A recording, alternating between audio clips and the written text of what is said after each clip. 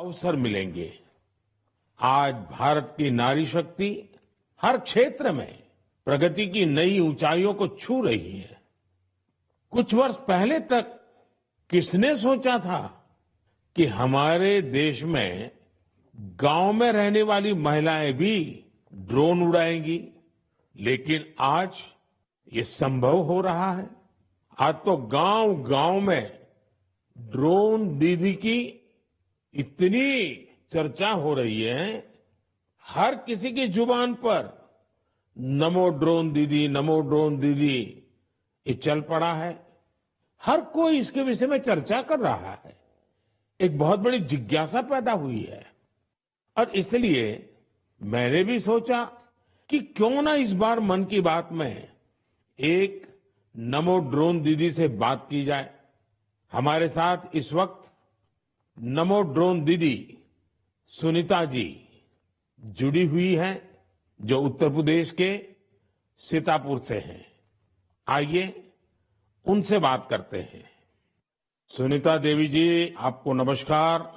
नमस्ते सर। अच्छा सुनीता जी, पहले मैं आपके विषय में जानना चाहता हूँ, आपके परिवार के विषय में जानना चाहता हूँ। थोड़ा कुछ बता दीजिए। सर, हमारे परिवार में 2 बच्चे हैं, हमें हस्बैंड हैं, माता जी हैं मेरी। आपकी पढ़ाई क्या हुई Sunita ji? Sir BA final है। और वैसे घर में कारोबार वगैरह क्या है? कारोबार वगैरह खेती बाड़ी संबंधित करते हैं, खेती वगैरह। अच्छा सुनीता जी, ये ड्रोन दीदी बनने का आपका सफर कैसे शुरू हुआ? आपको वो ट्रेनिंग कहाँ मिली? कैसे कैसे बदलाव क्या आया, मुझे पहले से जानना है। जी सर, ट्रेनिंग हमारी फूलपुर एफको में हुआ था, इलाहाबाद में, और वहीं से हमको ट्रेनिंग मिली है। तो तब तक आपने ड्रोन के विषय में सुना था कभी? सर सुना नहीं था, एक बार ऐसे देखे थे, कृषि विज्ञान केंद्र जो सीतापुर का है वहाँ पे हमने देखा था, पहली बार वहाँ देखा था हमने ड्रोन। सुनीता जी, मुझे ये समझना है कि मानो आप पहले दिन गए, जी पहले दिन आपका ड्रोन दिखाया होगा, फिर कुछ बोर्ड पे पढ़ाया गया होगा, कागज पे पढ़ाया गया होगा, फिर मैदान में ले जाके प्रैक्टिस, क्या क्या हुआ होगा? आप मुझे समझा सकती है पूरा वर्णन? जी जी सर, पहले दिन सर हम लोग जब गए हैं तो उसके दूसरे दिन से हम लोगों की ट्रेनिंग शुरू हुई थी। पहले तो थ्योरी पढ़ाई गई थी, सब क्लास चले थे 2 दिन। क्लास में ड्रोन में क्या क्या पार्ट हैं, कैसे कैसे आपको क्या क्या करना है, ये सारी चीजें थ्योरी में पढ़ाई गई थी। तीसरे दिन सर हम लोगों का पेपर हुआ था। उसके बाद में फिर सर एक कंप्यूटर पे भी पेपर हुआ था, मतलब पहले क्लास चला, उसके बाद में टेस्ट लिया गया, फिर प्रैक्टिकल करवाया गया था हम लोगों का, मतलब ड्रोन कैसे उड़ाना है, कैसे कैसे मतलब आपको कंट्रोल कैसे संभालना है, हर चीज सिखाई गई थी प्रैक्टिकल के तौर में। फिर ड्रोन काम क्या करेगा वो कैसे सिखाया?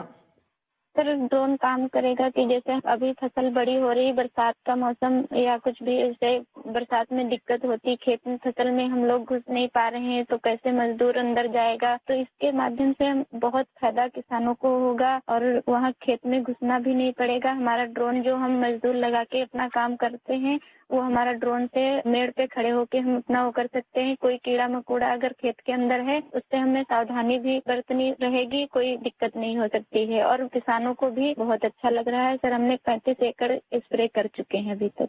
तो किसानों को भी समझ है कि इसका फायदा है? जी सर, किसानों को बहुत संतुष्ट होते हैं, कह रहे बहुत अच्छा लग रहा है, समय का भी बचत होता है, सारी सुविधा आप खुद देती हैं, पानी दवा सब साथ साथ में रखती हैं, और हम लोगों को सिर्फ आके खेत बताना पड़ता है कि कहाँ से कहाँ तक मेरा खेत है, और सारा काम आधा घंटे में ही निपटा देती। तो ये ड्रोन देखने के लिए और लोग भी आते होंगे फिर तो? सर बहुत भीड़ लग जाती है ड्रोन देखने के लिए, बहुत सारे लोग आ जाते हैं। जो बड़े बड़े फार्मर्स लोग हैं वो लोग नंबर भी ले जाते हैं कि हम भी आपको बुलाएंगे स्प्रे के लिए। अच्छा, क्योंकि मेरा एक मिशन है लखपति दीदी बनाने का।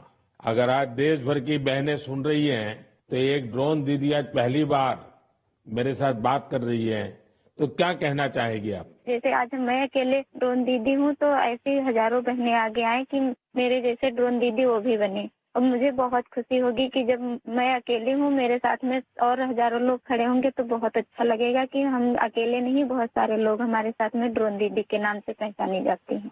चलिए सुनीता जी, मेरी तरफ से आपको बहुत बहुत बधाई।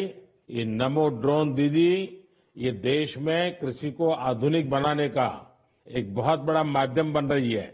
मेरी बहुत बहुत शुभकामनाएं। Thank you sir. Thank you. साथियों, आज देश में कोई भी क्षेत्र ऐसा नहीं है जिसमें देश की नारी शक्ति पीछे रह गई हो। एक और क्षेत्र जहां महिलाओं ने अपनी नेतृत्व क्षमता का बेहतरीन प्रदर्शन किया है, वो है प्राकृतिक खेती, जल संरक्षण और स्वच्छता। केमिकल से हमारी धरती मां को जो कष्ट हो रहा है, जो पीड़ा हो रही है, जो दर्द हो रहा है, हमारी धरती मां को बचाने में देश की मातृशक्ति बड़ी भूमिका निभा रही है। देश के कोने कोने में महिलाएं अब प्राकृतिक खेती को विस्तार दे रही है। आज अगर देश में जल जीवन मिशन के तहत इतना काम हो रहा है, तो इसके पीछे पानी समितियों की बहुत बड़ी भूमिका है। इस पानी समिति का नेतृत्व महिलाओं के ही पास है। इसके अलावा भी बहनें बेटियां जल संरक्षण के लिए चौतरफा प्रयास कर रही हैं। मेरे साथ फोन लाइन पर ऐसी ही महिला है कल्याणी प्रफुल्ल पाटिल जी। ये महाराष्ट्र की रहने वाली है। आइए कल्याणी प्रफुल्ल पाटिल जी से बात कर उनका अनुभव जानते हैं। कल्याणी जी नमस्ते। नमस्ते सर जी, नमस्ते। कल्याणी जी, पहले तो आप अपने विषय में, अपने परिवार के विषय में, अपने कामकाज विषय में जरा बताइए। सर मैं एमएससी माइक्रोबायोलॉजी हूँ और मेरे घर में मेरे पतिदेव, मेरी सास है और मेरे 2 बच्चे और 3 साल से मैं अपने ग्राम पंचायत में कार्यरत हूँ। और फिर गांव में खेती के काम में लग गई, क्योंकि आपके पास बेसिक नॉलेज भी है, आपकी पढ़ाई भी क्षेत्र में हुई है और अब आप खेती में जुड़ गई हैं। तो क्या क्या नए प्रयोग किए हैं आपने? सर हमने जो 10 प्रकार के हमारी वनस्पति है उसको एकत्रित करके उससे हमने ऑर्गेनिक फवारनी बनाया। जैसे कि जो हम पेस्टिसाइड वगैरह स्प्रे करते तो उससे पेस्ट वगैरह जो हमारी मित्र कीट रहती है वो नष्ट हो रहे हैं और हमारी सॉइल का पोल्यूशन होता है। जो सब केमिकल चीजें वो पानी में घुल मिल रही है, उसकी वजह से हमारे बॉडी पर भी हानिकारक परिणाम दिख रहे हैं। उस हिसाब से हमने कम से कम पेस्टिसाइड का यूज करके, तो एक प्रकार से आप पूरी तरह प्राकृतिक खेती की तरफ जा रही है। प्रधानमंत्री मोदी मन की बात कार्यक्रम आपण माने सुनुथिले। आज प्रधानमंत्री तरफ मन की बात रे साधारण लोकंकु वार्ता दिया जायछि प्रधानमंत्री तरफ।